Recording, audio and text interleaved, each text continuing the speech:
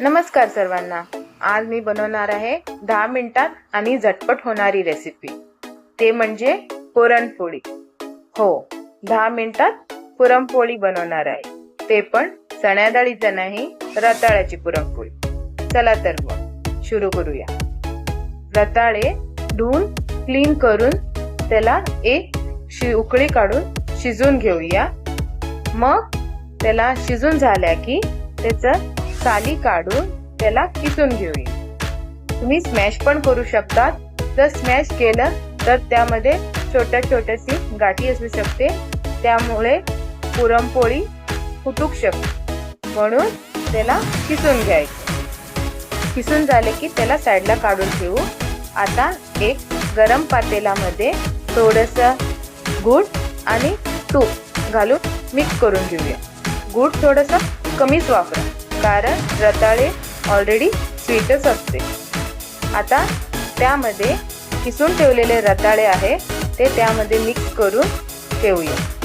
त्यामध्ये थोडासा वेलची पूड आणि छोटासा जायफळाचा तुकडा किसून घालूया आणि 2 मिनिट त्याला मिक्स करून घेऊ। मग थंड करून त्याला आता साईडला ठेवूया। आमचं स्टफिंग रेडी आहे।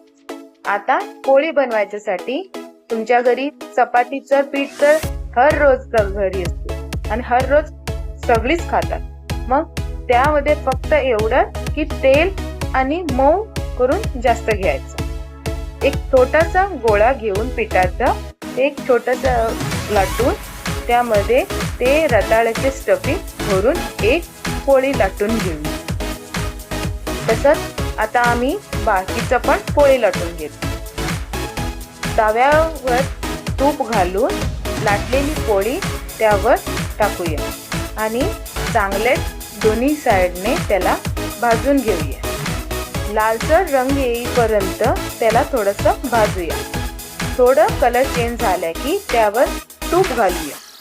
तूप घातल्यानंतर ते खूपच छान फुगायला लागते, जसं की मी आता दाखवते तुम्हाला की माझं पुरणपोळी कशी सुंदर फुगलेली आहे। ते तुमचं पण तसंच फुगू शकते, जशी मी बनवलेली तसं तुम्ही फॉलो केले।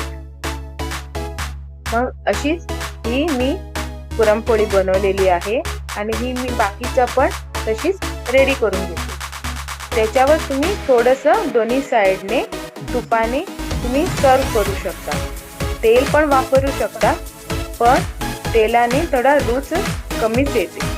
तुपाने काय त्यावरना टेस्ट पण चांगलं लागते आणि खायला पण खूपच सुंदर लागते। तुम्ही आता ते सर्व करायच्यासाठी रेडी आहे। आता ते काढून साईडला ठेवूया आणि तुम्ही टेस्ट करून सांगा, बनवून टेस्ट करा आणि मला कमेंटमध्ये कळवा की मी बनवलेली पुरणपोळी तुम्हाला कशी लागली आणि तुम्ही मला नक्कीच सांगा की कशी बनवलेली आहे।